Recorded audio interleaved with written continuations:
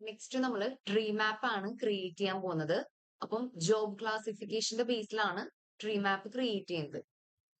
Okay, അപ്പോൾ അതെങ്ങനെ create ചെയ്യുന്നതെന്ന് നോക്കാം. ടാബ്ലോ ഓപ്പൺ ചെയ്യാം, ഷീറ്റ് ആഡ് ചെയ്യാം. ഇപ്പൊ നമ്മളുടെ ഈ ഒരു ടേബിളിൽ ജോബ് ക്ലാസിഫിക്കേഷൻ എന്ന് പറയുന്ന ഒരു ഫീൽഡ് ഉണ്ട്. അത് കോളംസിലേക്ക് ഡ്രാഗ് ചെയ്തിടാം.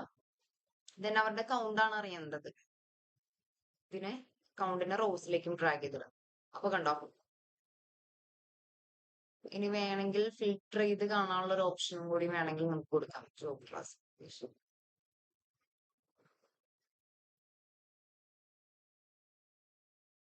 Show filter.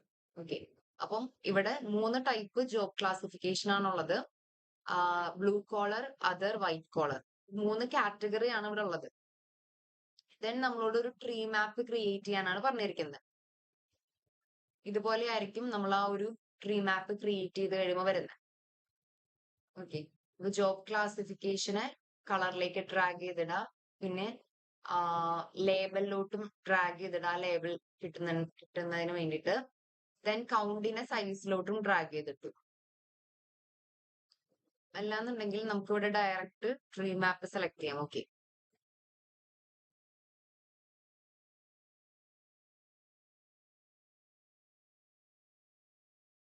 അപ്പം ഇവിടെ നോക്കിയാൽ നമുക്ക് മനസ്സിലാവും വൈറ്റ് കോളർ ആണ് കൂടുതലായിട്ട് വരുന്നിരിക്കുന്നത്. വൈറ്റ് കോളറിന്റെ കൗണ്ട് ഉണ്ടോ, 1955 ആണ് വൈറ്റ് കോളറിന്റെ കൗണ്ട് വരുന്നത്. ദെൻ ബ്ലൂ കോളർ, അത് കഴിഞ്ഞിട്ട് അതർ എന്ന് പറയുന്ന ഓപ്ഷൻ ഉണ്ട്.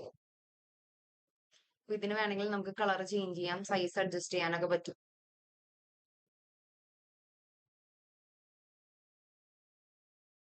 ഓക്കെ, ഇനി വേണമെങ്കിൽ നമുക്ക് സൈസ് അഡ്ജസ്റ്റ് ചെയ്യാം, സോറി കളർ ചേഞ്ച് ചെയ്യാം.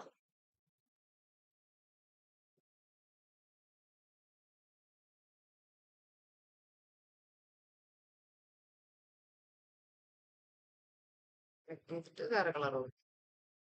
ഓക്കെ, അപ്പം ഇങ്ങനെയാണ് ട്രീ മാപ്പ് ക്രിയേറ്റ് ചെയ്യുന്നത്.